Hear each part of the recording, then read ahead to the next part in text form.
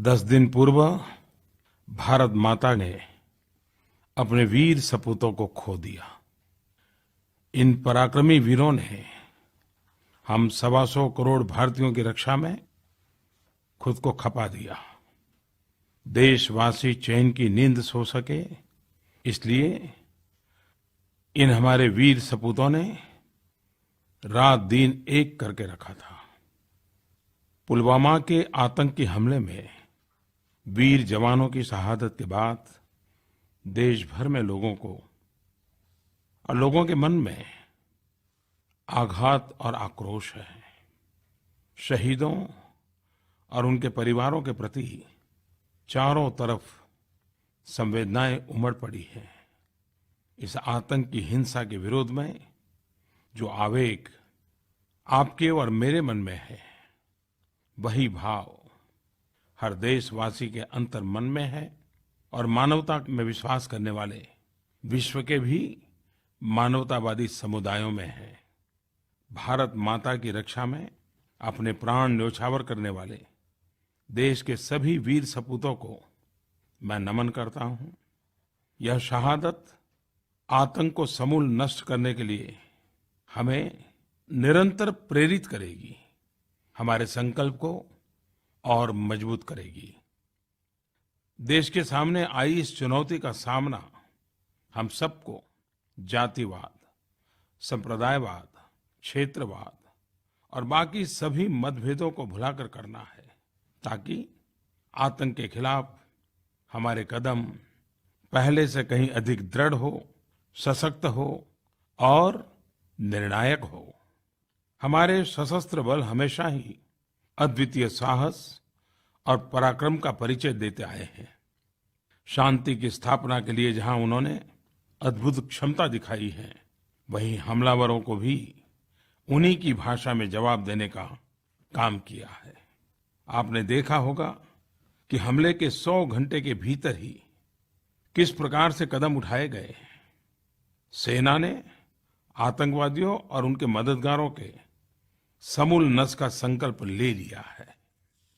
वीर सैनिकों की शहादत के बाद मीडिया के माध्यम से उनके परिजनों की जो प्रेरणादायी बातें सामने आई हैं, उसने पूरे देश के हौसले को और बल दिया है।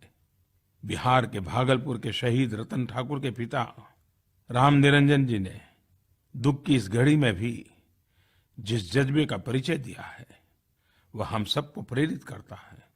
उन्होंने कहा कि वे अपने दूसरे बेटे को भी दुश्मनों से लड़ने के भेजेंगे और जरूरत पड़ी तो खुद भी लड़ने जाएंगे। ओडिशा के जगतसिंहपुर के शहीद प्रसन्ना साहू की पत्नी मीना जी के अदम्य साहस को पूरा देश सलाम कर रहा है।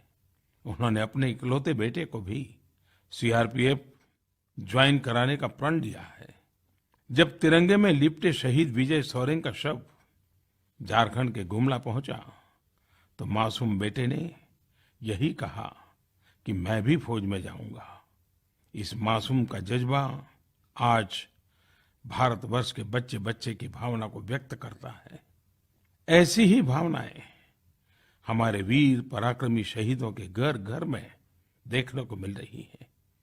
हमारा एक भी वीर शहीद इसमें अपवाद नहीं है, उनका परिवार अपवाद नहीं है। चाहे वो देवरिया के शहीद विजय मौर्य का परिवार हो, कांगड़ा के शहीद तिलकराज के माता पिता हो, या फिर कोटा के शहीद हेमराज का 6 साल का बेटा हो। शहीदों के हर परिवार की कहानी प्रेरणा से भरी हुई है।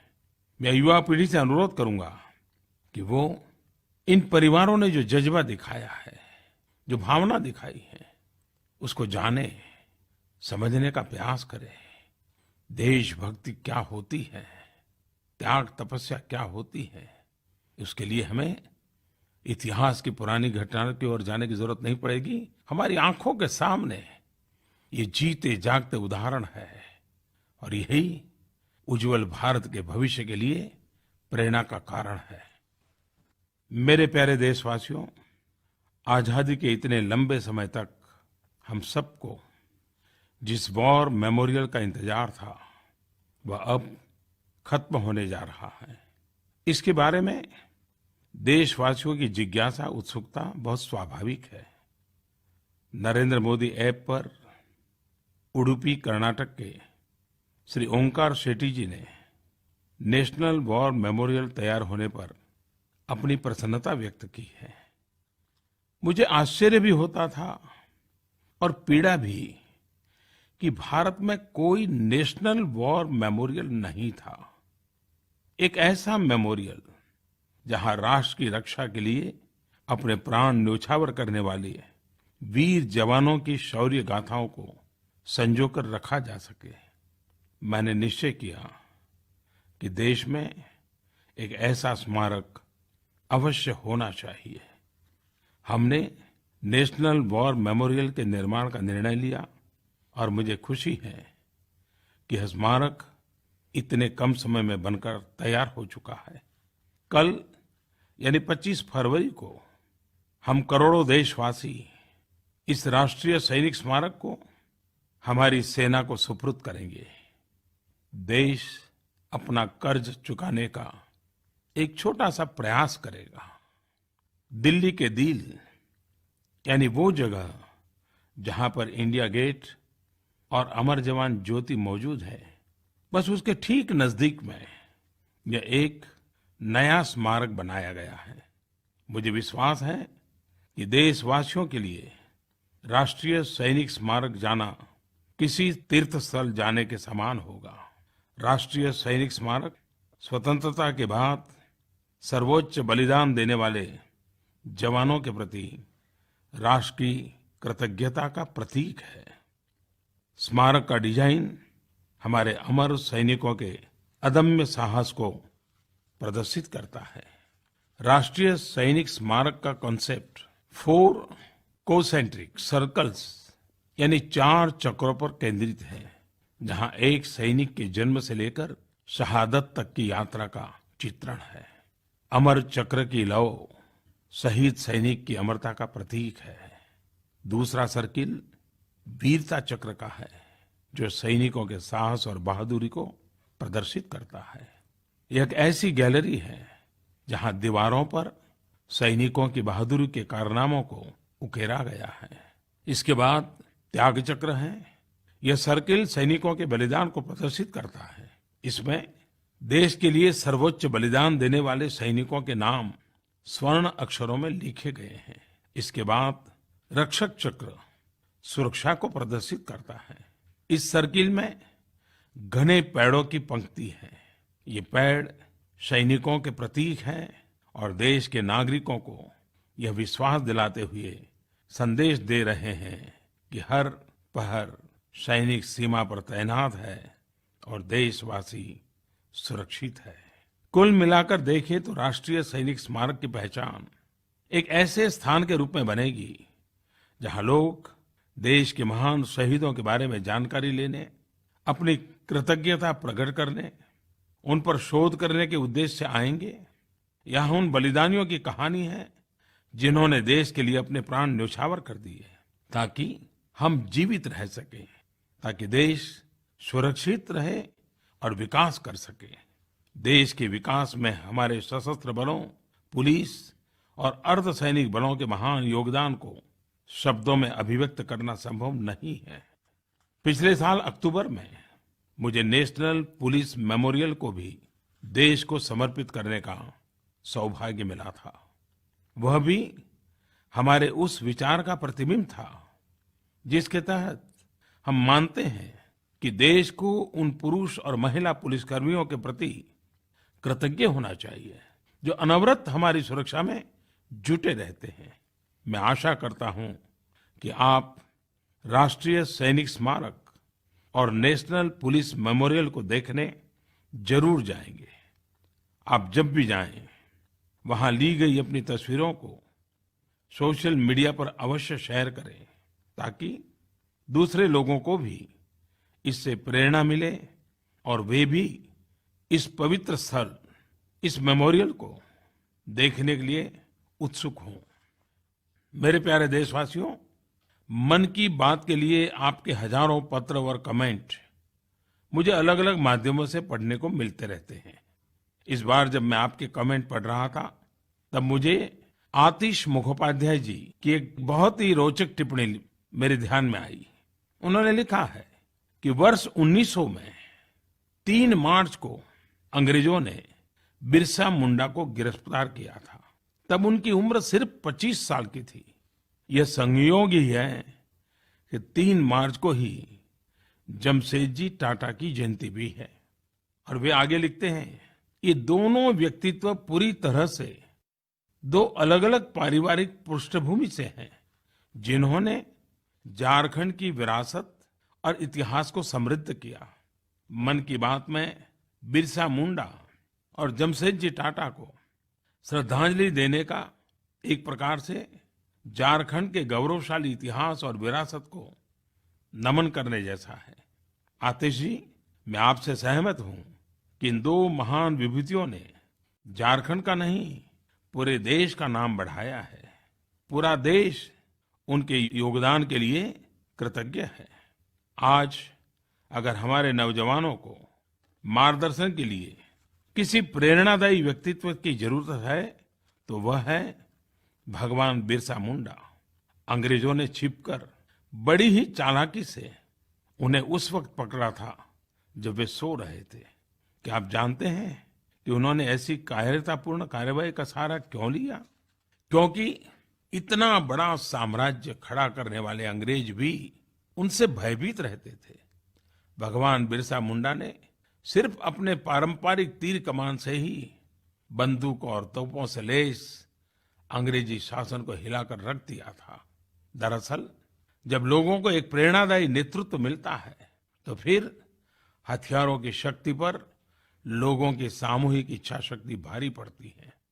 भगवान बिरसा मुंडा ने अंग्रेजों से न केवल राजनीतिक आजादी के लिए संघर्ष किया, बल्कि आदिवासियों के सामाजिक और आर्थिक अधिकारों के लिए भी लड़ाई लड़ी। अपने छोटे से जीवन में उन्होंने यह सब कर दिखाया। वंचितों और शोषितों के अंधेरे से भरे जीवन में सूरज की तरह चमक बिखेरी। भगवान बिरसा मुंडा ने 25 वर्ष की अल्प आयु में ही अपना बलिदान दे दिया। बिरसा मुंडा जैसे भारत मां के सपूत देश के हर भाग में हुए हैं। शायद हिंदुस्तान का कोई कोना ऐसा होगा कि सदियों तक चली हुई आजादी की इस जंग में किसी ने योगदान न दिया हो। लेकिन दुर्भाग्य यह है कि इनके त्याग, शौर्य और बलिदान की कहानियां नई पीढ़ी तक पहुंची ही नहीं। अगर भगवान बिरसा मुंडा जैसे व्यक्तित्व ने हमें अपने अस्तित्व का बोध कराया तो जमशेदजी टाटा जैसी शख्सियत ने देश को बड़े बड़े संस्थान दिए। जमशेदजी टाटा सही माने में एक दूरदृष्टा थे, जिन्होंने न केवल भारत के भविष्य को देखा बल्कि उसकी मजबूत नींव भी रखी। वह भली भांति जानते थे कि भारत को साइंस, टेक्नोलॉजी और इंडस्ट्री का हब बनाना भविष्य के लिए आवश्यक है। यह उनका ही विजन था, जिसके परिणाम स्वरूप टाटा इंस्टीट्यूट ऑफ साइंस की स्थापना हुई, जिसे अब इंडियन इंस्टीट्यूट ऑफ साइंस कहा जाता है। यही नहीं, उन्होंने टाटा स्टील जैसे कई विश्वस्तरीय संस्थानों को और उद्योगों की भी स्थापना की। जमशेदजी टाटा और स्वामी विवेकानंद जी की मुलाकात अमेरिकी यात्रा के दौरान शिप में हुई थी। तब उन दोनों की चर्चा में एक महत्वपूर्ण टॉपिक भारत में साइंस और टेक्नोलॉजी के प्रचार प्रसार से जुड़ा हुआ था। कहते हैं इसी चर्चा से इंडियन इंस्टीट्यूट ऑफ साइंस की नींव पड़ी। मेरे प्यारे देशवासियों, हमारे देश के पूर्व प्रधानमंत्री मोरारजी भाई देसाई का जन्म 29 फरवरी को हुआ था। जैसा कि आप सभी जानते हैं कि यह दिन 4 वर्ष में एक बार ही आता है। सहज, शांतिपूर्ण व्यक्तित्व के धनी मोरारजी भाई देश के सबसे अनुशासित नेताओं में से थे। स्वतंत्र भारत में संसद में सबसे अधिक बजट पेश करने का रिकॉर्ड मोरारजी भाई देसाई के ही नाम है। मोरारजी देसाई ने उस कठिन समय में भारत का कुशल नेतृत्व किया, जब देश के लोकतांत्रिक ताने बाने को खतरा था। इसके लिए हमारी आने वाली पीढ़ियां भी उनकी आभारी रहेंगी। मोरारजी भाई देसाई ने लोकतंत्र की रक्षा के लिए आपातकाल के खिलाफ आंदोलन में खुद को झोंक दिया। इसके लिए उन्हें वृद्धावस्था में भी भारी कीमत चुकानी पड़ी। उस समय की सरकार ने उन्हें गिरफ्तार कर जेल में डाल दिया। लेकिन 1977 में जब जनता पार्टी चुनाव जीती तो वो देश के प्रधानमंत्री बने। उनके कार्यकाल के दौरान ही 44वां संविधान संशोधन लाया गया। यह महत्वपूर्ण इसलिए है क्योंकि इमरजेंसी के दौरान जो 42वां संशोधन लाया गया था, जिसमें सुप्रीम कोर्ट की शक्तियों को कम करने और दूसरे ऐसे प्रावधान थे जो हमारे लोकतांत्रिक मूल्यों का हनन करते थे, उनको वापस किया गया। जैसे 44वें संशोधन के जरिए संसद और विधानसभाओं की कार्यवाही का समाचार पत्रों में प्रकाशन का प्रावधान किया गया। इसी के तहत सुप्रीम कोर्ट की कुछ शक्तियों को बहाल किया गया। इसी संशोधन में यह भी प्रावधान किया गया कि संविधान के अनुच्छेद 20 और 21 के तहत मिले मौलिक अधिकारों का आपातकाल के दौरान भी हनन नहीं किया जा सकता है। पहली बार ऐसी व्यवस्था की गई कि मंत्रिमंडल की लिखित अनुशंसा पर ही राष्ट्रपति आपातकाल की घोषणा करेंगे। साथ ही यह भी तय किया गया कि आपातकाल की अवधि को एक बार में 6 महीने से अधिक नहीं बढ़ाया जा सकता है। इस तरह से मोरारजी भाई ने यह सुनिश्चित किया कि आपातकाल लागू कर 1975 में जिस प्रकार लोकतंत्र की हत्या की गई थी, वह भविष्य में फिर दोहराया ना जा सके। भारतीय लोकतंत्र के महात्म्य को बनाए रखने में उनके अमूल्य योगदान को आने वाली पीढ़ियां हमेशा याद रखेगी। एक बार फिर ऐसे महान नेता को मैं अपनी श्रद्धांजलि अर्पित करता हूं। मेरे प्यारे देशवासियों, हर साल की तरह इस बार भी पद्म अवार्ड को लेकर लोगों में बड़ी उत्सुकता थी। आज हम एक न्यू इंडिया की ओर अग्रसर हैं। इसमें हम उन लोगों का सम्मान करना चाहते हैं जो ग्रासरूट लेवल पर अपना काम निष्काम भाव से कर रहे हैं, अपने परिश्रम के बल पर अलग अलग तरीके से दूसरों के जीवन में सकारात्मक बदलाव ला रहे हैं। दरअसल वे सच्चे कर्मयोगी हैं जो जन सेवा, समाज सेवा और इन सब से बढ़कर राष्ट्र सेवा में निस्वार्थ जुटे रहते हैं। आपने देखा होगा, जब पद्म अवार्ड की घोषणा होती है तो लोग पूछते हैं कि ये कौन है। एक तरह से इसे मैं बहुत बड़ी सफलता मानता हूं, क्योंकि ये वो लोग हैं जो टीवी, मैगजीन या अखबारों के फ्रंट पेज पर नहीं है। ये चकाचौंध की दुनिया से दूर है, लेकिन ये ऐसे लोग हैं जो अपने नाम की परवाह नहीं करते, बस जमीनी स्तर पर काम करने में विश्वास रखते हैं।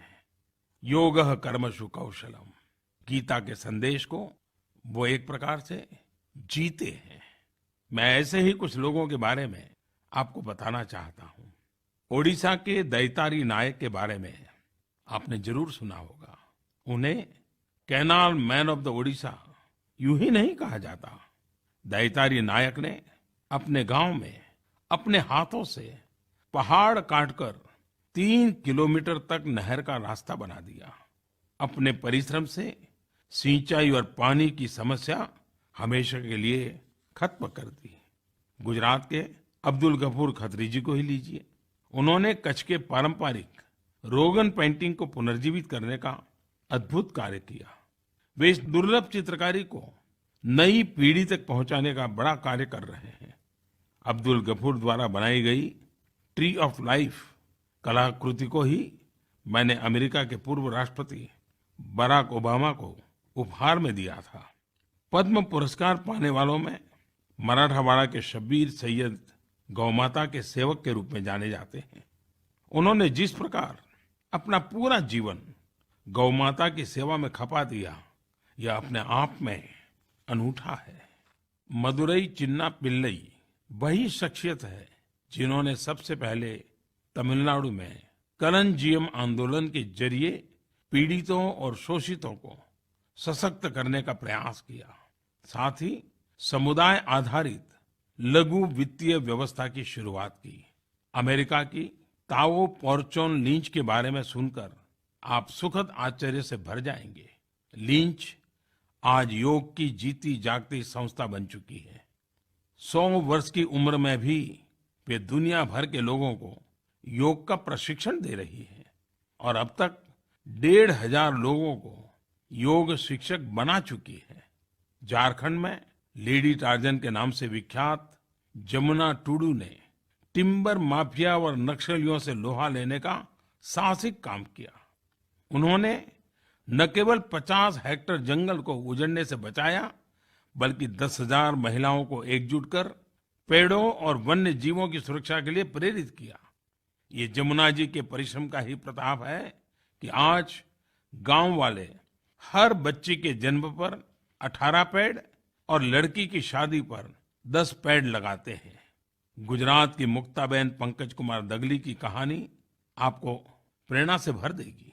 खुद दिव्यांग होते हुए भी उन्होंने दिव्यांग महिलाओं के उत्थान के लिए जो कार्य किए, ऐसा उदाहरण मिलना मुश्किल है। चक्षु महिला सेवा कुंज नाम की संस्था की स्थापना कर वे नेत्रहीन बच्चों को आत्मनिर्भर बनाने के पुनीत कार्य में जुटी हैं। बिहार के मुजफ्फरपुर की किसान चाची यानी राजकुमारी देवी की कहानी बहुत ही प्रेरक है। महिला सशक्तिकरण और खेती को लाभकारी बनाने की दिशा में उन्होंने एक मिसाल पेश की है। किसान चाची ने अपने इलाके की 300 महिलाओं को सेल्फ हेल्प ग्रुप से जोड़ा और आर्थिक रूप से स्वावलंबी बनाने के लिए प्रेरित किया। उन्होंने गांव की महिलाओं को खेती के साथ ही रोजगार के अन्य साधनों का प्रशिक्षण दिया। खास बात यह है कि उन्होंने खेती के साथ टेक्नोलॉजी को जोड़ने का काम किया। और मेरे देशवासियों, शायद पहली बार ऐसा हुआ है कि इस वर्ष जो पद्म पुरस्कार दिए गए उसमें 12 किसानों को पद्म पुरस्कार मिले हैं। आमतौर पर कृषि जगत से जुड़े हुए बहुत ही कम लोग और प्रत्यक्ष किसानी करने वाले बहुत ही कम लोग पद्मश्री की सूची में आए हैं। ये अपने आप में ये बदलते हुए हिंदुस्तान की जीती जागती तस्वीर है। मेरे प्यारे देशवासियों, मैं आज आप सबके साथ एक ऐसे दिल को छूने वाले अनुभव के बारे में बात करना चाहता हूं जो पिछले कुछ दिनों से मैं महसूस कर रहा हूं। आजकल देश में जहां भी जा रहा हूं, मेरा प्रयास रहता है कि आयुष्मान भारत की योजना पीएम जय यानी पीएम जन आरोग्य योजना के कुछ लाभार्थियों से मिलूं। कुछ लोगों से बातचीत का अवसर मिला है। अकेली माँ, उसके छोटे बच्चे पैसों के अभाव में इलाज नहीं करवा पा रही थी। इस योजना से उसका इलाज हुआ और वो स्वस्थ हो गई। घर का मुखिया मेहनत मजदूरी करके अपने परिवार की देखभाल करने वाला एक्सीडेंट का शिकार हो गया, काम नहीं कर पा रहा था। इस योजना से उसको लाभ मिला और वो पुनः स्वस्थ हुआ, नई जिंदगी जीने लगा। भाइयों और बहनों, पिछले 5 महीनों में लगभग 12 लाख गरीब परिवार इस योजना का लाभ उठा चुके हैं। मैंने पाया कि गरीब के जीवन में इससे कितना बड़ा परिवर्तन आ रहा है। आप सब भी यदि किसी भी ऐसे गरीब व्यक्ति को जानते हैं जो पैसों के अभाव में इलाज नहीं करा पा रहा हो, तो उसे इस योजना के बारे में अवश्य बताइए। ये योजना हर ऐसे गरीब व्यक्ति के लिए ही है। मेरे प्यारे देशवासियों, स्कूलों में परीक्षा का समय शुरू होने ही वाला है। देश भर में अलग अलग शिक्षा बोर्ड अगले कुछ हफ्तों में 10वीं और 12वीं कक्षा के बोर्ड के इम्तिहान के लिए प्रक्रिया प्रारंभ करेंगे। परीक्षा देने वाले सभी विद्यार्थियों को, उनके अभिभावकों को और सभी टीचर्स को मेरी ओर से हार्दिक शुभकामनाएं। कुछ दिन पहले दिल्ली में परीक्षा पे चर्चा का एक बहुत बड़ा आयोजन टाउन हॉल के फॉर्मेट में हुआ। इस टाउन हॉल कार्यक्रम में मुझे टेक्नोलॉजी के माध्यम से देश विदेश के करोड़ों स्टूडेंट्स के साथ, उनके अभिभावकों के साथ, टीचर्स के साथ बात करने का अवसर मिला। परीक्षा पे चर्चा, इसकी एक विशेषता ये रही कि परीक्षा से जुड़े विभिन्न विषयों पर खुलकर बातचीत हुई। कई ऐसे पहलू सामने आए जो निश्चित रूप से विद्यार्थियों के लिए लाभदायक हो सकते हैं। सभी विद्यार्थी, उनके शिक्षक, माता पिता YouTube पर इस पूरे कार्यक्रम की रिकॉर्डिंग देख सकते हैं। तो आने वाले परीक्षा के लिए मेरे सभी एग्जाम वॉरियर्स को ढेरों शुभकामनाएं। मेरे प्यारे देशवासियों, भारत की बात हो और त्योहार की बात न हो, ऐसा हो ही नहीं सकता। शायद ही हमारे देश में कोई दिन ऐसा नहीं होता है जिसका महत्व ही न हो, जिसका कोई त्योहार न हो। क्योंकि हजारों वर्ष पुरानी संस्कृति की ये विरासत हमारे पास है। कुछ दिन बाद महाशिवरात्रि का पर्व आने वाला है और इस बार तो शिवरात्रि सोमवार को है और जब शिवरात्रि सोमवार को हो तो उसका एक विशेष महत्व हमारे मन मंदिर में छा जाता है। इस शिवरात्रि के पावन पर्व पर मेरी आप सबको बहुत बहुत शुभकामनाएं हैं। मेरे प्यारे देशवासियों, कुछ दिन पहले मैं काशी गया था। वहां मुझे दिव्यांग भाई बहनों के साथ समय बिताने का मौका मिला। उनसे कई विषयों पर चर्चा हुई और उनका आत्मविश्वास वाकई प्रभावित करने वाला था, प्रेरक था। बातचीत के दौरान उनमें से एक प्रज्ञाचक्षु नौजवान से जब मैं बात कर रहा था तो उसने कहा, मैं तो स्टेज आर्टिस्ट हूँ, मैं मनोरंजन के कार्यक्रमों में मिमिक्री करता हूँ। तो मैंने ऐसे ही पूछ लिया, आप किसकी मिमिक्री करते हो? तो उसने बताया कि मैं प्रधानमंत्री की मिमिक्री करता हूँ। तो मैंने उनसे कहा, जरा करके दिखाइए। और मेरे लिए बड़ा सुखद आश्चर्य था कि उन्हें मन की बात में जिस प्रकार से मैं बात करता हूँ उसी की पूरी मिमिक्री की और मन की बात की ही मिमिक्री की। मुझे ये सुनकर बहुत अच्छा लगा कि लोग न सिर्फ मन की बात सुनते हैं बल्कि उसे कई अवसरों पर याद भी करते हैं। मैं सचमुच में उस दिव्यांग नौजवान की शक्ति से बहुत ही प्रभावित हुआ। मेरे प्यारे देशवासियों, मन की बात कार्यक्रम के माध्यम से आप सबसे जुड़ना मेरे लिए एक अनोखा अनुभव रहा है। रेडियो के माध्यम से मैं एक तरह से करोड़ों परिवारों से हर महीने रूबरू होता हूँ। कई बार तो आप सबसे बात करते, आपकी चिट्ठियां पढ़ते या आपके फोन पर भेजे गए विचार सुनते मुझे ऐसा प्रतीत होता है कि आपने मुझे अपने परिवार का ही हिस्सा मान लिया है। यह मेरे लिए एक बहुत ही सुखद अनुभूति रही है। दोस्तों, चुनाव लोकतंत्र का सबसे बड़ा उत्सव होता है। अगले 2 महीने हम सभी चुनाव की गहमागहमी में व्यस्त होंगे। मैं स्वयं भी इस चुनाव में एक प्रत्याशी रहूंगा।